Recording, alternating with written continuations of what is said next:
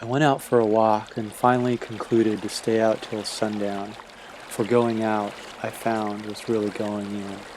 John Muir, San Bernardino Mountains, 1896. During the Southern California heat wave of 2014, a summer that never seemed to end, a few of us decided to immerse ourselves 2 miles above the heat and stifling congestion. Among the cool air and trees, we found something entirely unexpected, messages and relics from the past that spoke to us along our journey. Sounds like waves. As I sit here, I wonder whether I can kick back in my auto and enjoy it all, or whether I found a new wind, the bugs, and anything else that might catch my eye. This place and area has a memory for the past. I plan on making. Do I have to go to work on Monday? Yes, you have to go to work. Look on the brighter side. There's a 3-day weekend ahead. Happy birthday, USA. First time for me here, and it was cold as hell. In fact, last night with no woman to keep me warm. Never fret. Fate's roars will change, and I shall return. This time I will not be empty-handed. Huntington Beach, Purdue University, having a fantastic summer. Thad Luigi, 6/27/1981. A place to relax after a steep hike. At this moment there are large black ants crawling up my leg, but I don't mind. This is their place to relax too. The wind sounds like waves flowing through the trees, and I plan on kicking back in my hammock to enjoy it all. The wind, the view, the bugs, and anything else that might catch my eye. This place is a dream for the moment, a memory for the past, and I plan on making the most of it. June 17th, 1981, Larry Smith. And that's my real name. Try to tell that to someone of authority. It turned out that on a lesser-known trail just short of the summit, someone had brought an ammunition box and repurposed it in the form of an analog Facebook page. Messages, statuses, and posts from the 70s and 80s were there for the world to see, impervious to fire, flood, war, disease, or the viruses of the digital world.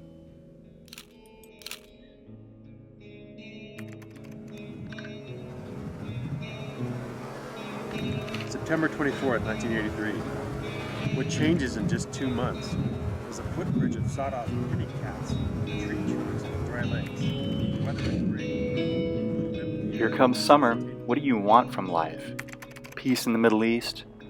Live until you die. Show no fear. Walk in peace. June 12th, 1980.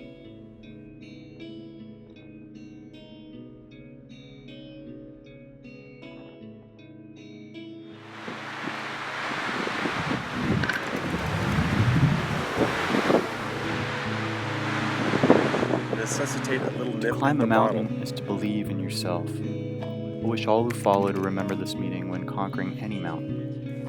I wish happiness always. Heidi Apel, Costa Mesa, California, August 21st, 1980. The August New Day.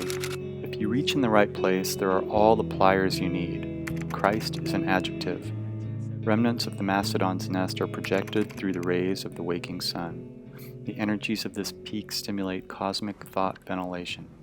The August New Day. Well, we're 8 for 10 now and going for 2 more tomorrow morning. I'm just too bitchin', ain't I?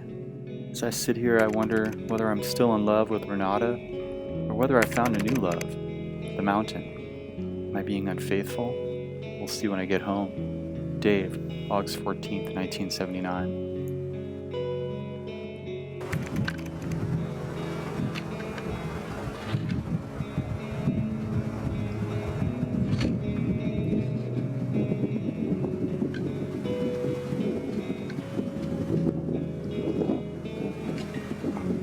There are many questions and perhaps intuitive answers at work here. The most obvious is, where are these persons now? Did the journey up here influence their lives for the better? Finally, are we humans inherently inclined to share our thoughts, our feelings, our loves, our dreams?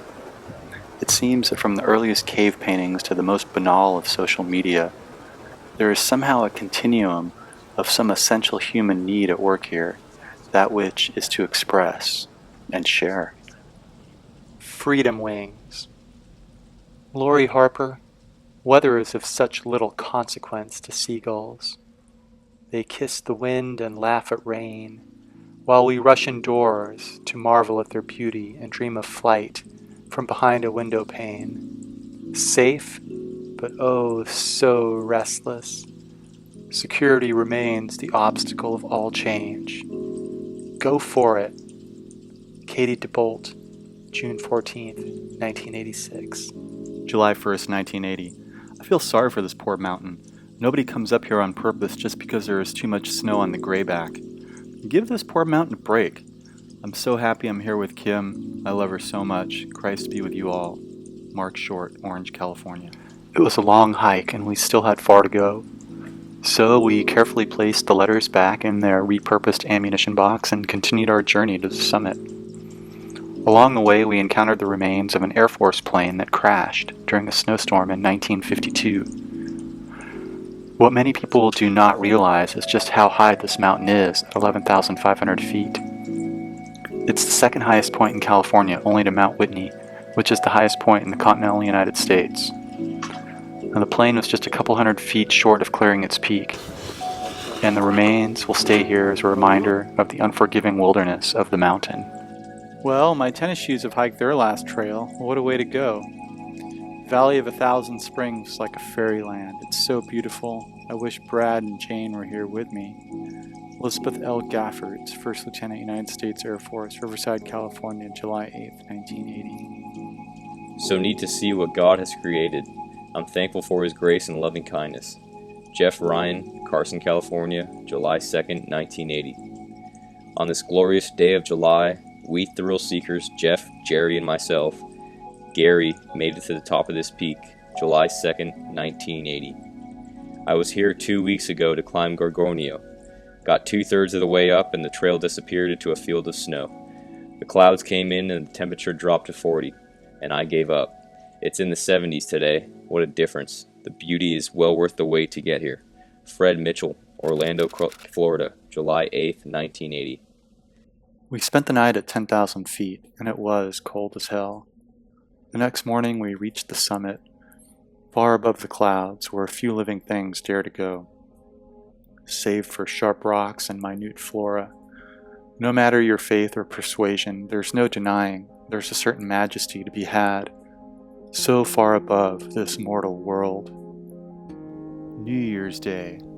I always dream of the majestic peaks of Wyoming, Alaska, or Switzerland, and consequently underestimate the incredible beauty of these lovely mountains, right here in my own backyard. I know I never want to live anywhere without mountains. Peace to those of us who have enough to do this. I love even though I freeze at night. Dina Lohman, Claremont, California, July 3rd, 1981.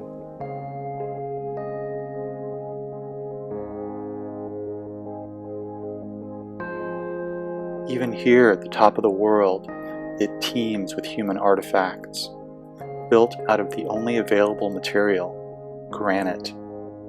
Primordial shelters to shield the wind and frame the sun, an allusion to the thousands of Stonehenges worldwide, where we humans used the earth itself to shield us, protect us, to congregate, to ponder, to dream for the moment. On top of the peak, what a view! What a beautiful place Mother Nature created. This is the place to sit and listen to the still breeze. May there be many more like this. At last, someone is aware enough to look inside instead of up into the beautiful blue empty sky. Jim Robinson, Covina, California, July 20th, 1980. Over 24 hours and 11,000 feet later, on the descent home, I began to realize how transformative this journey was. By traveling away from humanity, we actually became closer to it. By connecting with people that came decades before, indeed millennia before, I was able to rediscover our collective basic humanity. You see, whether we stack rocks or stack skyscrapers, whether we post on social media or share ideas on scraps of paper, the thread is the same, that we humans endure, with wonder, with creativity, and the desire to share our stories and pass along our wisdom. Turns out John Muir was right. By going out, we really were going in.